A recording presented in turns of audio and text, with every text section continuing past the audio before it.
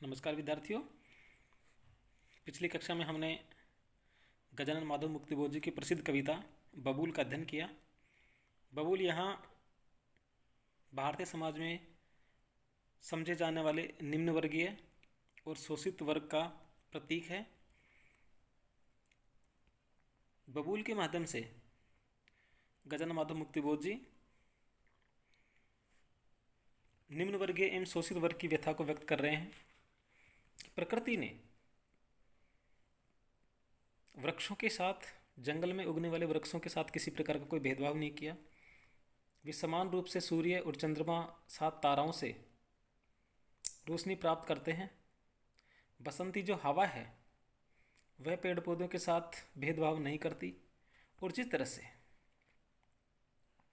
बसंत में सभी पेड़ पौधे, फूल, कलियां खिलने लगती हैं, ऐसे ही बसंत के आगमन पर बबूल का जो वृक्ष जंगल में एक तरफ कोने में खड़ा होता है, जिसके पत्ते बहुत कम होते हैं, लेकिन बसंत के आगमन पर वह भी प्रफुल्लित होने लगता है, खिलने लगता है।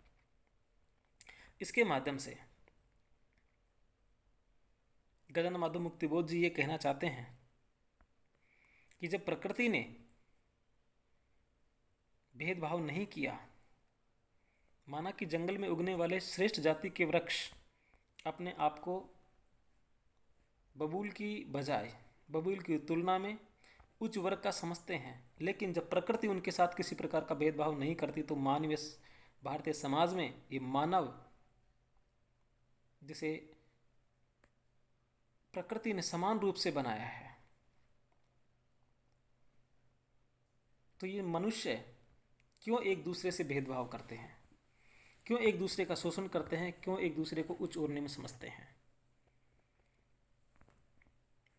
ऐसा नहीं है कि उस बबूल में या बबूल रूपी निम्न वर्गीय शोषित वर्ग में या उस शोषित समझे जाने मनुष्य के हृदय में कोमल भावनाएं नहीं है, उसकी इच्छाएं नहीं है, उसकी भावनाएं नहीं है, उसके हृदय में भाव नहीं है। ऐसा नहीं है। अवसर आने पर उसके मन में भी भाव उत्पन्न होते हैं, उसकी भी उसके हृदय में भी सागर सा जीवनदायक अथारस भरा हुआ है। इसी कारण जाने क्यों सुदूर के रवि के आकुल एक परस के द्वारा यूँ सचेत होकर अपने से दूर दिशाएं चाह रहा है अपने उरंचल में ढकना। कि इसी कारण वह बबूल सैकड़ों मील दूर स्थित सूर्य की किरणों के स्पर्श मात्र से अपने अंगों या टहनियों को हरा भरा करना चाहता है। जाने क्यों सुदूर के रवि के आकुल एक परस के द्वारा यूँ सचेत होकर अपने से दूर दिशाएं चाह रहा है अपने उर अंचल में ढकना। कि वह बबूल भी सैकड़ों मील दूर स्थित सूर्य की किरणों के स्पर्श मात्र से अपने अंगों या टहनियों को हरा भरा करना चाहता है। इस प्रकार वह स्वयं नग्न न रहकर अपने शरीर हृदय को दिशाओं रूपी अंचल से ढकने की चेष्टा करता है। बबूल के माध्यम से गजानन माधव मुक्तिबोध जी ने निम्न वर्ग की भावनाओं को व्यंजना करके बताया है कि उसके हृदय में अनेक भावनाएं रहती हैं, लेकिन उपेक्षित जीवन के कारण भी व्यक्त नहीं हो पाती। केवल क्षण भर वही भ्रष्कत अंतर चाह रहा है दुलराना सारी जगती को, सब धरती को। और देखिए, कवि कह रहे हैं कि लोगों के द्वारा बबूल वृक्ष का उपेक्षित करना, इस बात को वह अच्छी तरह से समझता है। इस कारण वह बबूल का वृक्ष क्षण भर के लिए सारे संसार को दुलराना, प्यार करना चाहता है। वह समग्र धरती से, देख, सब धरती को क्षण भर, केवल क्षण भर, वह समग्र धरती को या धरती से सभी प्राणियों से केवल क्षण भर के लिए दुलराने का और सजल नयन चुंबन का, अपने अश्रुपूर्ण नेत्रों से चुंबन आलिंगन का अधिकार मांगता है। वह अधिकार मांगता है। निज नग्न डालियां हिला हिला कर देह कंटिल होकर मांग रही वरदान दिशा से कोमल आलिंगन का। और इसी कारण बबूल का वृक्ष अपनी डालियां हिला हिलाकर अपने शरीर को रोमांचित होने से, रोंगटे रूपी कांटों से व्याप्त कर अर्थात अतीव भावमग्न होकर प्रसन्नता से दूसरों का आलिंगन करने का वरदान मांग रहा है। भाव यह है कि बबूल की कटीली डालियों से सभी प्राणी दूर रहते हैं। उसकी कटीली डालियों के संपर्क से दूर रहने के कारण मानो उसे व्यथा वेदना होती है। इसे वह अपनी उपेक्षा मानता है। वस्तुतः वह तो सभी से मिलना चाहता है, सभी से आलिंगन करना चाहता है। अरे अचानक जो बबूल के रक्तहीन कंटक नख सूखे थे, अब नए रुधिर के आए निज कोमलता में शरमाए। और झेपती हुई पत्तियां छोटी छोटी सूखी काली डालों पर चुपचाप आ बैठी। सूखा ओ खुरदरा तन वे काली डालें, जो मेहनत के धूल भरे कर काली टांगे अपनी इस वसंत श्री पर ही लज्जित गूढ़ हृदय की चिर संपन्न भावनाएं नित ही अवनत। त्यों बबूल यह लजा गया निज यौवन पर, पीले फूल लदी डालों को सकुचा सकुचा समटे सा।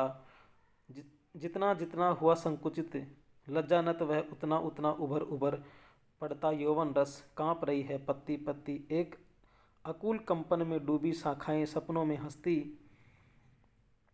पुलके पुलके उठते हैं पीले फूलों के दल, रस की एक भंवर से गिरकर आत्मविसर्जन आकुल प्रतिपल। देखिए, अरे अचानक जो बबूल के रक्तहीन कंटक नख सूखे थे, अब नए रुधिर के आए निज कोमलता में शरमाए।